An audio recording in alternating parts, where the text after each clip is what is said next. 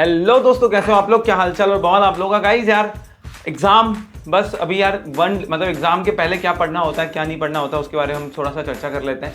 पहले हम लोग बात करते हैं कंपनी लॉ के लिए। अब जैसे ही आप जेआईसीएल का पेपर देके आओगे उसके बाद आपके पास, अगर आप एक ग्रुप दे रहे हो तो मोटा मोटा आपके पास 1.5 दिन है, और अगर आप दोनों ग्रुप दे रहे हो तो ऑब्वियसली बात है आपके पास ज़्यादा टाइम नहीं बचा हुआ है। तो पहले मैं बात करता हूँ कि जो बच्चा सिर्फ एक ग्रुप दे रहा है, तो दोस्तों जेआईसीएल पेपर होने के बाद आपके पास 1.5 दिन है। हमें क्या करना है, उन 1.5 दिन को हमें कैसे यूटिलाइज करना है? तो सबसे पहले हमें जैसे आप पेपर देखे आओ, आने के बाद उसी दिन आपने पार्ट बी को पूरा अच्छी तरीके से कंप्लीट कर देना है। सी देखो यार, हाई वेटेज चैप्टर, एक बात समझिए, पार्ट ए पार्ट बी हमें एज पर मॉड्यूल जाना है, हमें एज पर इंस्टीट्यूट जाना है कि यार इंस्टीट्यूट ने बताया कि पार्ट बी 40 मार्क का है तो वो इंपॉर्टेंट है हमारे लिए।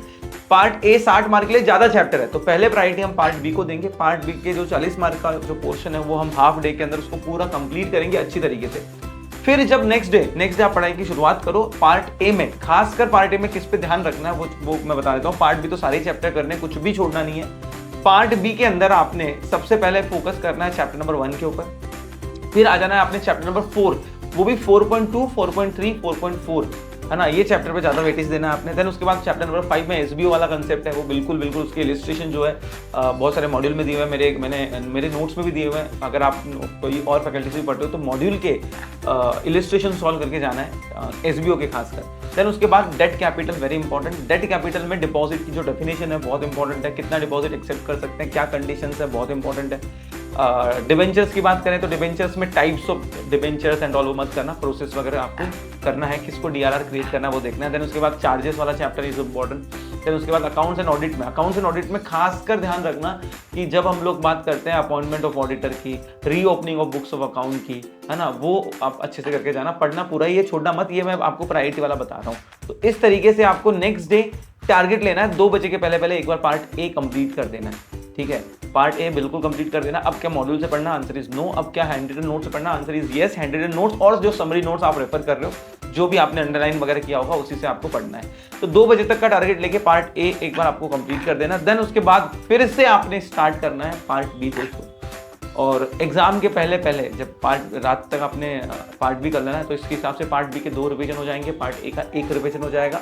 एंड उसके बाद नेक्स्ट जितना भी वक्त मिलता है उसमें चैप्टर नंबर 4 वापस से एक बार आपने कर लेना है। 4.2, 4.3 एंड 4.4 वाला चैप्टर करके जाना है, और डेट कैपिटल वाला, ये 2 चैप्टर तो भी एटलीस्ट रिवाइज कर लेना। जितना हो सके उतना ज़्यादा पार्ट ए के बाद में रिवीजन कर लेना, लेकिन ये स्केड्यूल हमें फॉलो करना है एग्जाम के 1 दिन पहले। कुछ चीज़ों का हमें बिल्कुल ध्यान रखना है। कंपनी लॉ का पेपर थोड़ा वास्ट आता है, क्वेश्चंस आपको देख के थोड़े ऐसे देख के चक्करा सकते हो आप। बी कॉन्फिडेंट, बिल्कुल भी क्वेश्चन को अच्छे से रीड करो। बड़े क्वेश्चन होते हैं, बड़ा सारा क्वेश्चन होता है, पहला क्वेश्चन, उसको देख के हम डर जाते हैं। तो क्वेश्चन पेशेंसली, बहुत बच्चों में देखा गया कि क्वेश्चन नंबर 1 देख के ना पेशेंस लूज कर देते हैं, इतना बड़ा कौन पढ़ेगा। अरे भैया 20 मार्क का क्वेश्चन है, पढ़ना ही पड़ेगा। तो आराम से शांति से, जो एक्स्ट्रा के 15 मिनट्स मिलते हैं ना, उसके अंदर आराम से पेपर को वर्ड बाय वर्ड रीड करना है आपको अच्छी तरीके से। पहली चीज, पेशेंस लूज नहीं करने हैं। दूसरी चीज, start your answer with the best, मतलब विद द बेस्ट, आपकी जो बेस्ट आपको आता है उससे चालू करना है आपको, जो सबसे बेस्ट आपको आता है ना उससे आपने पेपर स्टार्ट करना है। तीसरी चीज, पेपर हम 100% हमको कंप्लीट करना है, पेपर छोड़ना नहीं है। सर आपको क्या जाता है, आप तो बोल देते हो 100% कंप्लीट करना, आना भी तो चाहिए। अरे भाई पढ़ा है तो आएगा। अच्छा, उसका हो सकता है कि भैया आपको पूरा याद नहीं आ रहा, जितना याद आ रहा है उतना लिख के आना है, उसके रिलेटेड प्रोविजन लिख के आना है, उस चैप्टर के रिलेटेड है जो, मतलब कुल मिला के कहने का मतलब ये है कि छोड़ना नहीं है। अगर कुछ क्वेश्चंस आपको आ भी नहीं रहा है तो भी कोशिश करो कि उसके आसपास का जो कंटेंट है, उस चैप्टर का जो कंटेंट है वो लिख के आओ, छोड़ के नहीं आना है, लिख के आना है, मतलब लिख के आना है दोस्तों। नेक्स्ट थिंग, प्लीज यार पेपर डिस्कस मत करना, एग्जाम हो जाए, पूरे एग्जाम कंप्लीट हो जाओ, उसके बाद पेपर के ऊपर चर्चा करेंगे।